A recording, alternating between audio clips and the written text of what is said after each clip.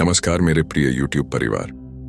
सबसे पहले मैं आपसे अनुरोध करता हूं कि अगले कुछ पलों के लिए अपने दिल और दिमाग को इस कहानी के साथ जोड़ ले। अपने ईयरफोन्स अच्छी तरह लगाएं ताकि आप इस कहानी की हर मोड़, हर पहलू और हर भावना को पूरी तरह से महसूस कर सके। चलिए शुरू करते हैं इस कहानी को। गांव का नाम था तिमरिया। झाड़ियों और सन्नाटों से घिरा हुआ एक पुराना गांव जहां वक्त जैसे थम गया था।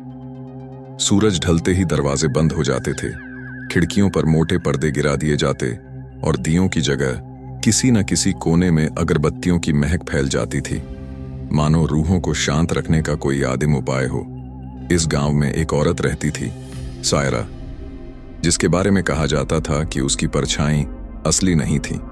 वो दिन में खेतों में काम करती, दूसरों के लिए रोटियां सेंकती और मंदिर में दीप जलाती, लेकिन रात होते ही गांव वालों की नींद उड़ जाती थी। कोई कहता उसने अपने पति को खा लिया, कोई कहता वो मर चुका है, लेकिन उसकी आत्मा सायरा के साथ अब भी घूमती है। गांव के बड़े बूढ़े उसकी आंखों में अजीब सी गहराई महसूस करते थे, ऐसी गहराई जिसमें कोई खुद को देख ले तो खो जाए। एक रात जब आसमान काले कंबल की तरह फैल गया था और दूर से सियारों की आवाजें सुनाई दे रही थीं, सायरा गांव के कुएं पर अकेली बैठी थी। उसकी साड़ी से पानी टपक रहा था और बाल जैसे किसी ने जबरदस्ती खींचे हों।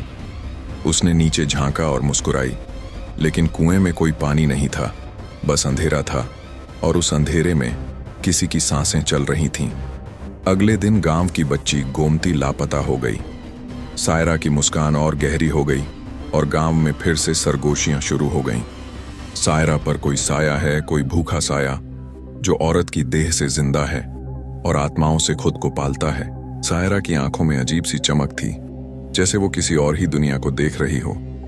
एक ऐसी दुनिया जिसे गांव के बाकी लोग महसूस तो कर सकते थे, मगर देख नहीं सकते थे। गोमती के लापता होने के बाद पूरा गांव हिल गया। मंदिर के पुजारी, जिसकी दाढ़ी सफेद थी और आंखें धुंधली, पहली बार सायरा के घर की ओर देखा और कुछ बुदबुदाया। वो फिर जाग गया है। गांव की औरतें बच्चों को छुपा छुपा कर रखने लगीं और मर्दों ने कुएं के चारों ओर कांटों की बाड़ लगा दी, लेकिन सायरा पर उसका कोई असर नहीं हुआ। वो हर रात उसी कुएं के पास जाती, बाल खुले, आंखों में अंधेरे का बवंडर, होंठों पर एक रहस्यमयी गीत जिसे कोई पहचान नहीं पाता।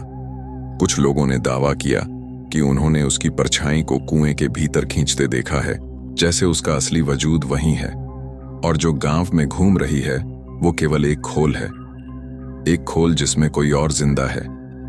एक रात गांव के ठाकुर का बेटा ध्रुव उसे पीछा करता करता जंगल तक पहुंच गया, लेकिन अगली सुबह उसका शव मंदिर की सीढ़ियों पर पड़ा मिला। आंखें बाहर को निकली हुईं और मुंह में वही जली हुई अगरबत्ती जो सायरा हर शाम जलाती थी। उस दिन के बाद से गांव में किसी ने देर शाम बाहर निकलने की हिम्मत नहीं की, लेकिन सायरा, वो हर रात कुएं की जगत पर बैठी रहती और धीरे धीरे कुएं से निकलती एक आवाज उसके पास आती रही। एक मर्दाना आवाज, भारी, दर्द भरी और अधूरी।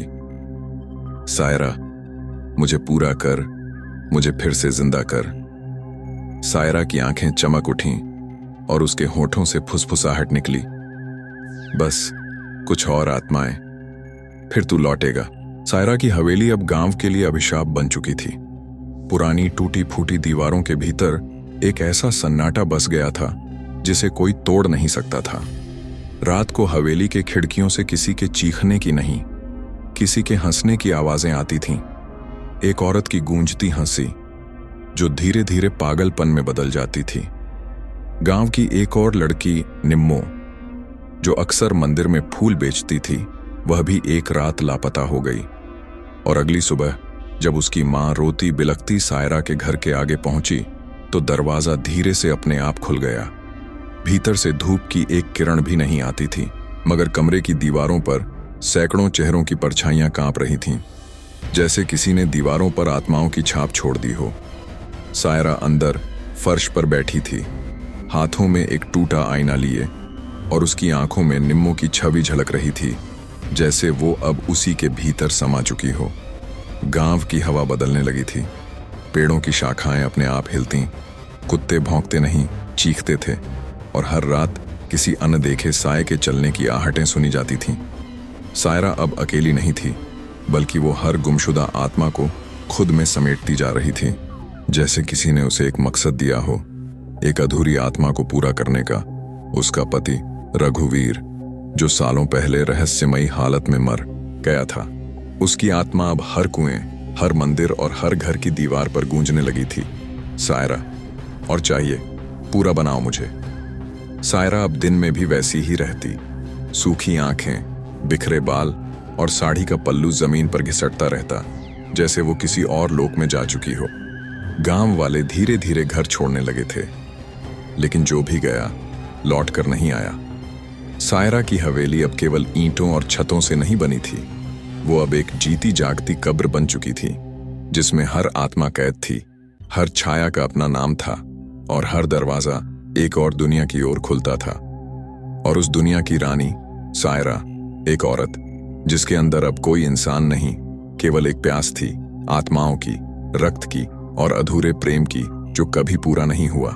कभी सायरा भी एक आम औरत थी, नर्म दिल, भोली और उम्मीदों से भरी हुई। लेकिन जिस दिन उसकी शादी रघुवीर से हुई, उसी दिन उसकी जिंदगी की डोर किसी अदृश्य ताकत के हाथों में चली गई। रघुवीर एक तांत्रिक परिवार से था और उसकी दादी एक जानी मानी साधिका थी, जिसने कई आत्माओं को काबू में रखा था। गांव में अक्सर कहा जाता था कि रघुवीर की रगों में इंसानी खून नहीं, बल्कि किसी नरबली का शापित अंश बहता है। सायरा को पहले कुछ अजीब नहीं लगा, पर शादी के बाद जब वो रघुवीर के साथ उसकी पैतृक हवेली में आई, तो पहली ही रात को उसे कमरे के कोने में एक औरत की छाया दिखी, जो दीवार में समा गई। रघुवीर ने सायरा से कभी प्यार नहीं किया, उसका शरीर सायरा के पास था, मगर उसकी आत्मा किसी और के इशारों पर नाचती थी। वह रात रात भर किसी पुराने कमरे में बंद रहता और वहां से तंत्र मंत्र की गूंज सुनाई देती। सायरा की कोख जब भारी हुई, तो रघुवीर ने उसे एक काले मंदिर में ले जाकर एक विचित्र अनुष्ठान करवाया, एक ऐसा यज्ञ जिसमें आने वाले बच्चे की आत्मा को बलिदान के लिए चुना गया। लेकिन नियति को कुछ और मंजूर था। बच्चे की आत्मा तंत्र में समर्पित नहीं हुई, बल्कि सायरा के अंदर बस गई और उसने सायरा को भी बदलना शुरू कर दिया। तभी से सायरा के अंदर एक दूसरी शक्ति जागने लगी, एक स्त्रीत्व जो न केवल अपने शरीर की रक्षा कर सकता था, बल्कि आत्माओं को निगल भी सकता था। जब रघुवीर ने सायरा को अपने बच्चे समेत तंत्र की बलि चढ़ाने की कोशिश की, तब सायरा ने पहली बार अपना रूप बदला। उसने रघुवीर को उसी कुएं में धकेल दिया जिसे कभी तप गहवर कहा जाता था, एक पुराना शापित कुआं जो आत्माओं को कैद करता था। लेकिन रघुवीर की आत्मा मरकर भी जिंदा रही और वो सायरा से जुड़ी रह गई। उसके हर अंग, हर सांस और हर ख्याल में समा गई। अब हर आत्मा जो सायरा निगलती थी, रघुवीर की शक्ति को बढ़ाती थी और खुद सायरा भी धीरे धीरे उसी के जैसा बनती जा रही थी।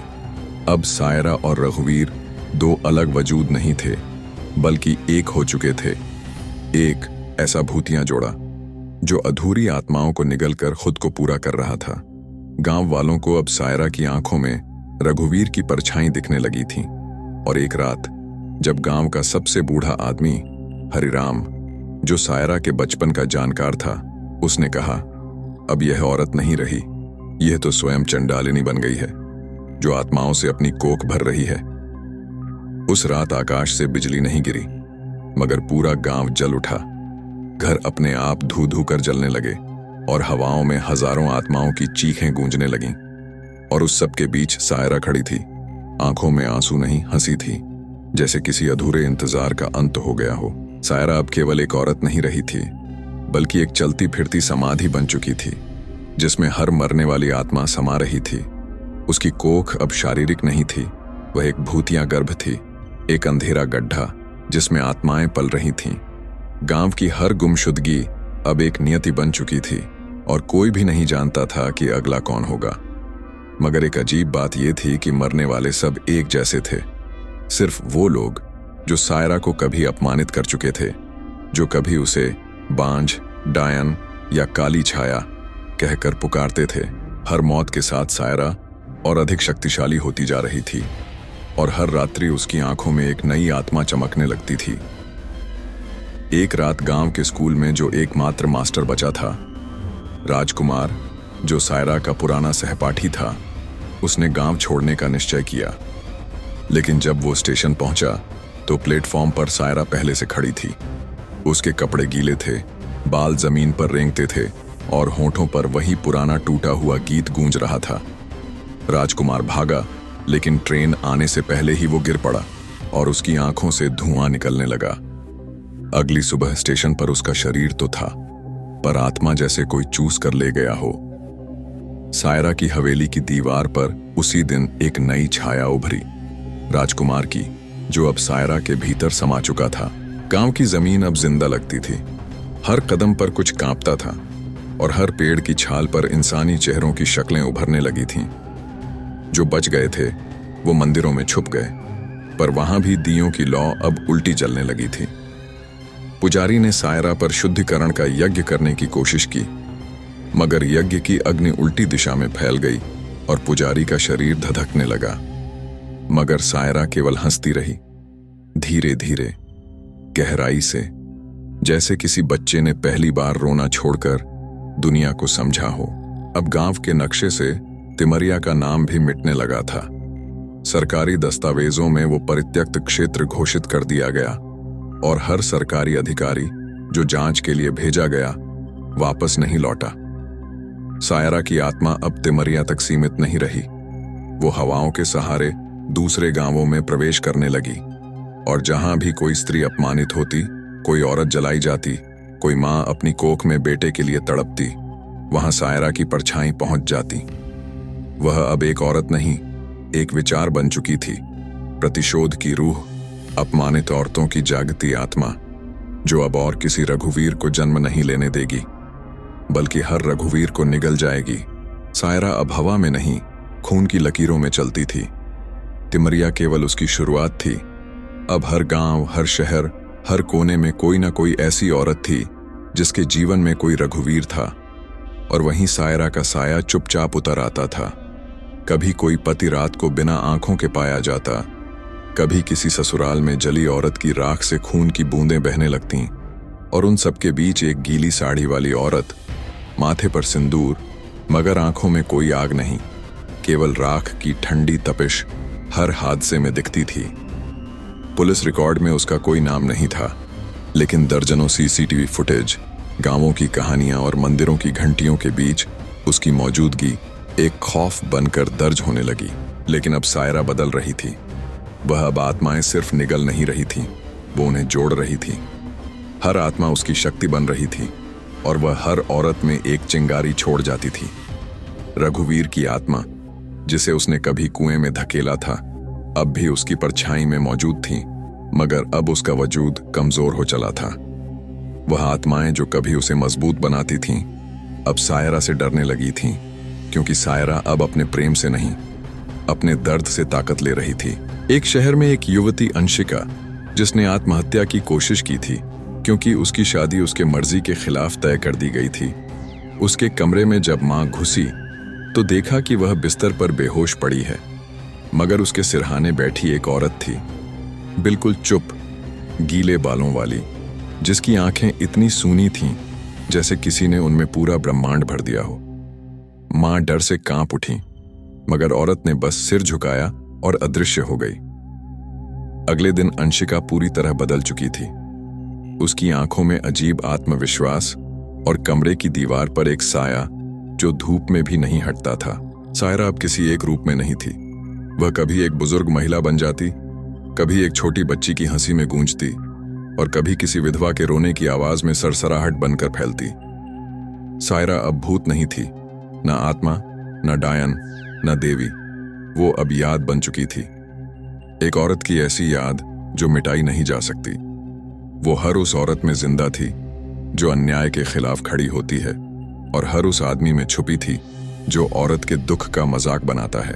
अब सायरा किसी हवेली में बंद नहीं, वो खुले आसमान के नीचे थी। जहां कोई भी अन्याय हो, वहां उसकी परछाई जरूर पहुंचती। और जब रात का तीसरा पहर आता और हवाएं थमती हैं, तो किसी के कानों में एक गीत गूंजता है, मुझे बुलाया है किसी ने फिर, मैं आई हूं, अपने साथ ले जाने के लिए। अब वो समय आ गया था जब सायरा केवल एक छाया नहीं रही, वह हर आंख का डर, हर सांस की सरसराहट, हर दीवार की दरार में समाई एक चेतावनी बन चुकी थी। तिमरिया गांव अब धरती के नक्शे से मिट चुका था। जो बचा वह केवल एक जलता हुआ एहसास था, एक स्त्री की चुप चीख जिसने पूरे युग को झकझोर दिया। लेकिन कहानी यहीं खत्म नहीं होती। एक बार फिर एक नई जगह पर एक नई लड़की के साथ वही पुरानी पीड़ा दोहराई गई। उसका नाम था शुचिता। बड़ी बड़ी आंखें, पढ़ने का शौक और मन में दुनिया बदलने का सपना। मगर उसकी शादी तय कर दी गई एक ऐसे व्यक्ति से जो सिर्फ उसका शरीर चाहता था, उसकी आत्मा नहीं। शादी की रात जब सब लोग सो गए, शुचिता छत पर जाकर रो रही थी। तभी एक ठंडी हवा की लहर चली और उस हवा में एक जाना पहचाना सुर था, वही टूटा हुआ गीत जो तिमरिया के बाद किसी ने नहीं सुना था। शुचिता ने पलटकर देखा तो कोई नहीं था, लेकिन उसके सामने जमीन पर कोई बैठा था। बाल गीले, साड़ी गहरी लाल और आंखें, वो आंखें जैसे सब कुछ जानती हों। सायरा की आत्मा अब औरतों की चुप्पी में समा गई थी। वो चुप्पी जो सदियों से सहती आई थी, वो चुप्पी जब पिता बेटी को बिठाकर समझौते का पाठ पढ़ाता है, वो चुप्पी जब पति की मार को कर्म कहकर चुपचाप सहा जाता है, वो चुप्पी जब बहन को पराया धन मानकर विदा कर दिया जाता है। अब उन सब चुप्पियों में सायरा की चीख छुपी थी। शुचिता को रात भर नींद नहीं आई। जब सुबह हुई वो बदली हुई थी। उसने शादी तोड़ दी, कॉलेज में वापस दाखिला लिया और अपने घर की बंद खिड़कियों को पहली बार पूरी ताकत से खोला। उसके कमरे की दीवार पर किसी ने हल्के खून से एक वाक्य लिखा था, तू अकेली नहीं है, मैं हर जगह हूं सायरा। अब दुनिया के अलग अलग कोनों में ऐसी लड़कियां दिखाई देने लगीं, जिन्होंने चुप्पी छोड़ दी थी, जो सवाल करने लगी थीं और जिनकी आंखों में अब डर नहीं, सायरा का साया था। जो उन्हें हाथ लगाने की कोशिश करता, वो उसी रात किसी अनजानी परछाई को अपने सिरहाने खड़ा पाता और अगली सुबह उसकी आंखें सूनी होती, जैसे किसी ने उनकी आत्मा चुरा ली हो। सायरा अब किसी एक देह में नहीं थी। वह एक ज्वालामुखी थी जो हर उस जगह फूट पड़ती थी जहां स्त्रियों को दबाया जाता था। वो अब जिंदा थी, मगर शरीर के बिना, और यही उसकी सबसे बड़ी ताकत थी। दिल्ली के एक फास्ट ट्रैक कोर्ट में बलात्कार के एक जघन्य मामले की सुनवाई चल रही थी। लड़की, एक 19 साल की कॉलेज स्टूडेंट, ने एक ताकतवर उद्योगपति के बेटे पर आरोप लगाया था। अदालत में वकीलों की बहस, मीडिया का शोर और आरोपी की मुस्कुराहट, सब कुछ वैसा ही था जैसा अक्सर होता है। लेकिन उस दिन अदालत में कुछ अलग था। लड़की के बयान के वक्त जब वह गवाही देने खड़ी हुई तो उसकी आवाज कांप नहीं रही थी। उसके पीछे खड़ी उसकी माँ, बहन और 2 महिला कार्यकर्ता, और उनके ठीक पीछे एक खाली सीट जिस पर कोई बैठा नहीं, लेकिन हर कोई उसकी मौजूदगी को महसूस कर रहा था। जज ने जब लड़की से पूछा, क्या तुम किसी दबाव में बयान दे रही हो, तो उसने पल भर को उस खाली कुर्सी की ओर देखा और कहा, नहीं, वो मेरे साथ है। सीसीटीवी फुटेज में उस सीट पर कुछ नहीं था, लेकिन बाद में अदालत के सफाई कर्मी ने गवाही दी कि उस कुर्सी के पास पड़ी धूल में सायरा लिखा हुआ था, और वहां से एक अजीब सी गंध आती थी जो कपूर, चिता और बारिश में भीगी मिट्टी की मिलीजुली सुगंध थी। फैसला अगले दिन आया। पहली बार उस अदालत ने बिना किसी राजनीतिक दबाव के बलात्कारी को उम्र कैद की सजा सुनाई। मीडिया हैरान थी, जनता खुश, और पीड़िता की आंखों में एक नमी थी, मगर डर की नहीं, एक गहरी राहत की। उस रात कोर्ट रूम में कैमरे बंद हो जाने के बाद एक गार्ड ने देखा कि वही खाली कुर्सी धीरे धीरे पीछे खिसक रही थी, और जैसे ही वो गार्ड उसे देखने बढ़ा तो हवा में वही गीत गूंजा, अब तू अकेली नहीं है, अब न्याय सिर्फ कागज पर नहीं होगा। सायरा अब हर व्यवस्था की दरारों में समा रही थी। वह अब सिर्फ गांवों या घरों तक सीमित नहीं थी, वह न्याय की सबसे बड़ी जरूरत बन चुकी थी। जहां भी अन्याय होता, वहां अब सायरा की परछाई पहले पहुंच जाती, और यह बात सरकारों, अदालतों और व्यवस्था के पिघले हुए पिलरों तक पहुंचने लगी थी। अब औरतों के विरोध की रैली में अचानक अजनबी चेहरा दिखता था, जो भीगी साड़ी में चुप खड़ा रहता। अब बंदी गृहों में सजा काट रहे अपराधियों के सपनों में वही चेहरा बार बार लौटता। डॉक्टरों ने इसे सामूहिक मतिभ्रम कहा, पर हर औरत जानती थी यह कोई भ्रम नहीं, यह सायरा थी। सायरा भूत नहीं थी, वो एक क्रांति बन गई थी। सायरा अब मात्र एक आत्मा नहीं बल्कि एक तंत्र थी, एक ऐसा जीवंत मंत्र जो हर बार जाग उठता था जब किसी लड़की की चीख दीवारों में घुट जाती थी, जब किसी विधवा की मांग से सिंदूर छीन लिया जाता था, जब किसी मां को उसके बच्चे से इसलिए अलग कर दिया जाता था क्योंकि वह कमजोर थी। अब वो रातें नहीं थीं जब सायरा सिर्फ सजा देती थी, अब वो औरत को उसकी असली शक्ल दिखाती थी। शक्ति स्वरूपा, चेतना देवी, अग्निकन्या। बनारस के घाट पर जहां पहले केवल चिताएं जलती थीं, अब एक स्त्री का शव नहीं, एक क्रांति का जन्म हुआ। 22 साल की एक विधवा जिसे बेटे ने घर से निकाल दिया था, ने जब गंगा में कूदकर आत्महत्या करनी चाही, तभी जल में एक ठंडी लहर उठी और उसे किनारे फेंक दिया। किसी ने नहीं देखा किसने बचाया, लेकिन जब वह उठी, उसके माथे पर राख से किसी ने लिखा था, तू देवी है। हर पवित्र नदी, हर मंदिर की मूर्ति, हर औरत की आंखें अब कुछ नया कह रही थीं, जैसे सायरा ने सब में एक नया बीज बो दिया हो। और फिर धीरे धीरे वो औरतें जो कभी एक दूसरे से नजरें चुराती थीं, अब साथ खड़ी होने लगीं। गांव की खेतीहर महिलाएं, शहर की आईटी इंजीनियर, घरों की बहुएं, कॉलेज की छात्राएं, सबकी आंखों में अब वही चमक थी जो कभी सायरा के भीतर भटकी आत्माओं की होती थी। सायरा अब डर नहीं फैलाती थी, वह जागृति थी। और पुरुष, उनमें दो तरह की प्रतिक्रियाएं आईं, कुछ डरने लगे और कुछ बदलने लगे। वे जो समझ सके कि सायरा केवल उन पर नहीं, अन्याय पर प्रहार करती है, वे उसके साथ खड़े होने लगे।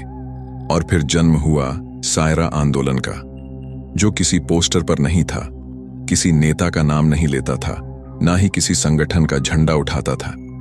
यह आंदोलन हर स्त्री के भीतर था, हर उस पुरुष के भीतर था जो औरत को इंसान मानता था। सायरा अब भूत नहीं थी, ना देवी, ना प्रतिशोध। वो अब हर औरत की याददाश्त बन गई थी, जिसे जलाया नहीं जा सकता, जिसे मिटाया नहीं जा सकता, जिसे अब नजरअंदाज नहीं किया जा सकता। सायरा अब इतिहास नहीं थी, वो वर्तमान थी। और जब कोई पूछता वो कहाँ रहती है, तो एक स्त्री मुस्कुराकर कहती, मेरे भीतर। और हर उस औरत में जो अब चुप नहीं है। जब पहली बार एक वैज्ञानिक ने यह बात मानी कि स्त्रियों की भावनाएं डीएनए तक में असर डालती हैं, तब उसने जो प्रयोग किया, उसमें उसने पाया कि एक मां की तकलीफ उसके बच्चे की कोशिकाओं में दर्ज हो जाती है। यह शोध जैसे सायरा की आत्मा की पुष्टि थी, क्योंकि अब सायरा को सिर्फ अतीत से नहीं, भविष्य से भी जोड़ दिया गया था। सायरा अब औरतों की कोख में बसती थी, न केवल दुख की तरह बल्कि शक्ति की तरह। हर बच्चा जो अब किसी अत्याचार की कहानी के बीच जन्मता, उसकी आंखों में कुछ और होता, एक चेतना, एक सवाल और एक अदृश्य हाथ जो उसे थामे होता। डॉक्टरों ने कहना शुरू किया कि अब कई नवजात शिशुओं के जन्म पर कमरे में अजीब ठंड महसूस होती है, और कई बार नवजात के रोने से पहले कमरे में कोई स्त्री गुनगुनाती सी सुनाई देती है, लेकिन वहां कोई नहीं होता। भारत के कई गांवों में अब स्त्रियों ने चुपचाप एक नया संगठन खड़ा कर लिया था। नजर, जिसका कोई चेहरा नहीं था, कोई लीडर नहीं, लेकिन हर स्त्री इसका हिस्सा थी। वे एक दूसरे को पहचानती थीं, न तो नाम से, न शक्ल से, बल्कि आंखों की आग से। और जो सबसे पहली दीक्षा होती थी, वो यही, सायरा को सुनो, वो तुम्हारे भीतर है। सायरा अब हर औरत की आत्मा में एक आग की तरह थी, मगर यह आग जलाती नहीं, संजीवनी देती थी। वो जिन स्त्रियों की आत्माएं पहले समाज से टूट चुकी थीं, अब उनमें सायरा सांस बनकर लौट आई थी। अब चुप्पी मर चुकी थी, डर का वास खत्म हो गया था। और यह सब हुआ सिर्फ इसलिए क्योंकि एक औरत, जिसका सब कुछ छीन लिया गया था, उसने हारने से इनकार कर दिया था। सायरा अब उस सवाल की तरह थी जो हर बेटी, बहन, मां, पत्नी या स्त्री बन चुकी आत्मा पूछती थी, क्यों? और वो जवाब की तरह थी जो हर अन्यायी के दिल में कांटे की तरह चुभता था। अब नहीं। सायरा अब सिर्फ एक आत्मा नहीं, वो एक युग थी। सायरा अब सिर्फ भारत के गांवों और शहरों में नहीं थी, उसकी परछाई ने अब सीमाओं को पार कर लिया था। पाकिस्तान के लड़काना में जब एक नाबालिग लड़की को इज्जत के नाम पर मार दिया गया, तो उसी रात उसके घर की छत से एक सफेद साड़ी उड़ती हुई किसी ने देखी थी, जो हवा में नाचती हुई मीलों दूर तक गई। और अगले दिन पड़ोसी मुल्क में भी एक आदमी बेहोश पाया गया। उसकी आंखें फटी हुईं और मुंह से खून बहता हुआ, जैसे उसने कुछ ऐसा देख लिया हो जिसे इंसान देख ही नहीं सकता।